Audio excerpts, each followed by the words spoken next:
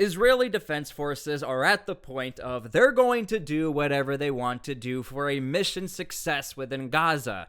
We are at a weird crossroads. We do know that Israel has cut Gaza in half, so you have a northern portion and southern portion. We also know that Israel has said we have a battle plan in the north, everyone's on board, and we're going to do the battle plans. We'll get to that in a second. But here's where the hangup is. The United States, the Pentagon, is being really confusing not only to Israel, but to the rest of the world. Okay, first things first, and we will get to what the battle plans are in northern Gaza. What you need to understand is that Israel, from the entire world and the United States, everyone wants Israel to allow humanitarian aid into Gaza.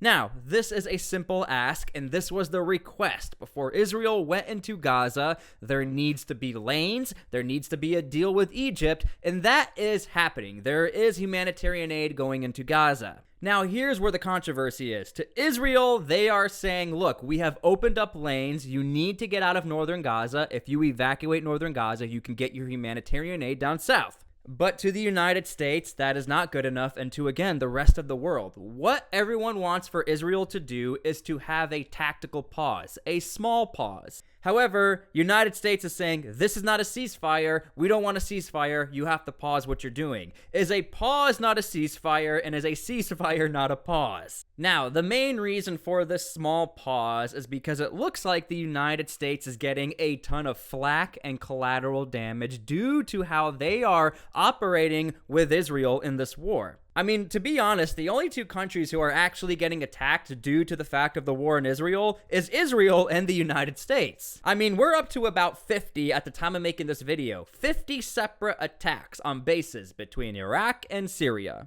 We're talking drone launches, we're talking munition launches, we're talking actual injuries, and we're talking one total casualty of a U.S. contractor who was trying to run to safety and had a heart attack. Now, here's the interesting part. The United States still refuses to say that the attacks happening on the U.S. military has anything to do with the war in Israel. All of a sudden, we just have these attacks happening? I don't think so. Now, here's what's interesting. Israel has stated we have the battle plans in the north, the government approved them, and the military is ready to go. Now, here's what's interesting. The Israeli Navy actually leaked the fact that Israeli troops are operating within Gaza, and some might say pretty deep into northern Gaza. In a video by the Israeli Navy, you can see the Navy zooming in on the coastline in Gaza, and all of a sudden, you can see an Israeli tank in a position where Israel, we know they're there, but you can see they're oriented, pointing in towards Gaza City. At the time of that video's release, Israel was supposed to be on a tactical pause and allow for humanitarian aid to have a free flow of traffic into northern Gaza. Now, you need to be very careful with these pieces of evidence because this could be a few days old, this could be 30 seconds old. Nonetheless, the footage was released before any sort of notion that Israel is now performing operations deep into northern Gaza. Again, it's plain as day. Israeli tanks are in northern Gaza and they are pointed in the direction into northern Gaza.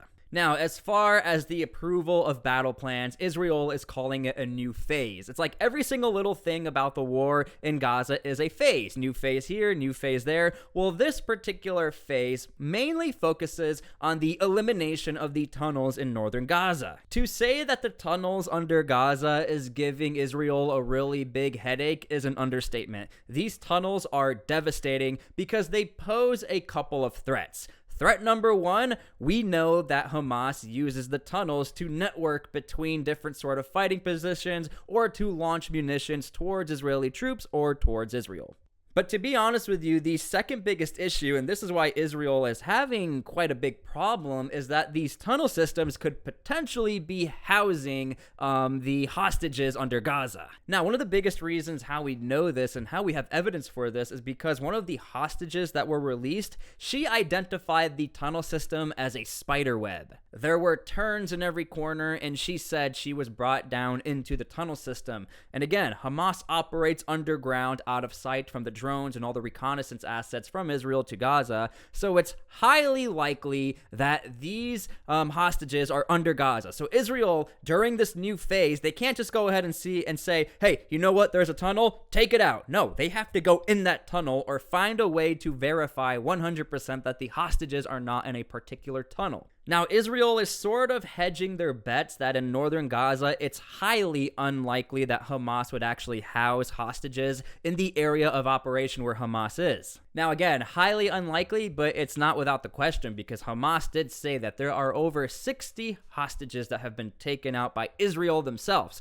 In fact, Hamas is saying sort of they want to do a trade deal, like all of the hostages or the hostages that are still alive for some sort of ceasefire, or to at least trade out for like thousands of prisoners held in Israel. But Israel knows the likelihood of all of the hostages still being alive is almost unlikely, literally impossible. So Israel keeps saying, we will do a trade deal and we will work with Hamas if we get all of the hostages. But again, Israel knows this is not the truth. Now, one of the largest stories that came out a few days ago from the time of making this video is that the Prime Minister of Israel has said this: once the war with Hamas is over, indefinitely, forever, Israel will be in charge of security for Gaza. Now, again, this is almost like the semantics game and the definitions game. Like, is a pause a ceasefire and is a ceasefire a pause?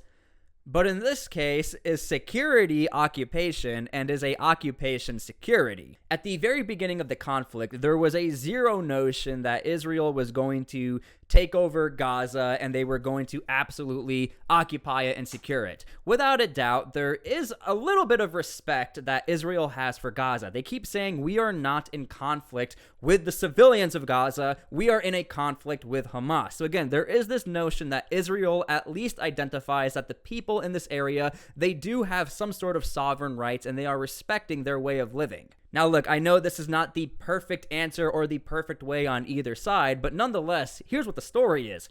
If Israel is saying that they are going to be in charge of security indefinitely, this means this conflict is going to last a very long time. Again, technically forever, if we still hold on to this movement of we are going to hold Gaza forever and we will attack Israel forever on either sides of the spectrum. So you need to understand this. This changes everything for Israel. There's no more this rush to try and find the hostages, to do this, do that.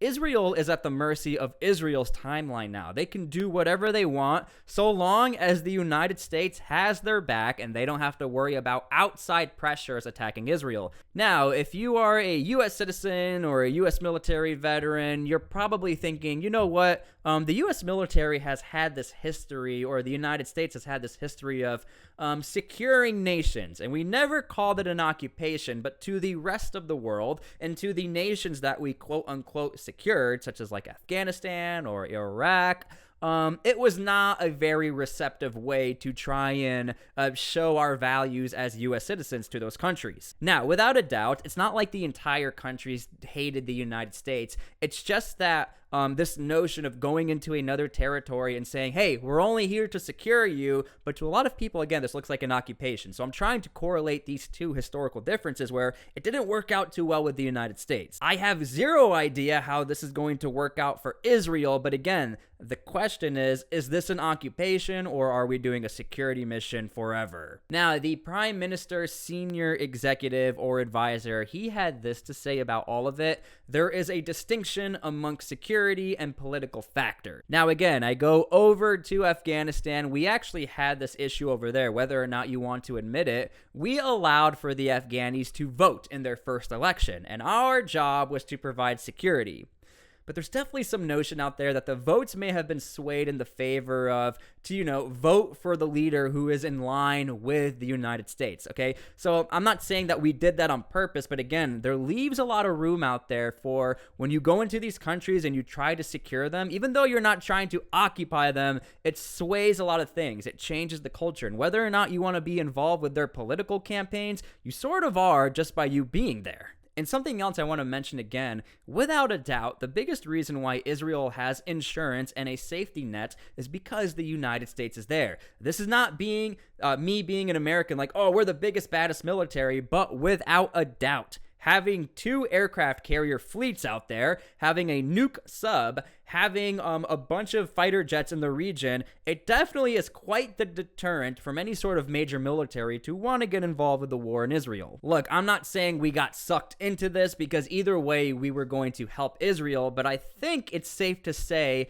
the United States did not see this coming, where all of a sudden we have a quote-unquote total security effort within Gaza after this war. That is if Israel could actually obtain their objectives, because what exactly does it mean to win the war in this particular case? Again, we're sort of going off of like Vietnam War stats, where you win the battle depending on how many other enemies you took out. We're in other not modern conflicts, but like World War II, it was objective based. I took over this bridge, so I won that battle. In this case, it looks like since Israel wants to take out all of Hamas, they sort of put themselves in the corner of, we only win this war if 100% all Hamas is taken out. Israel will not win this war if they've captured northern Gaza or they captured southern Gaza. Again, this is going to be a prolonged conflict, especially if they're going to be there forever. So we shall see what happens. Again, every single day we have new updates. We have hostage rescue updates.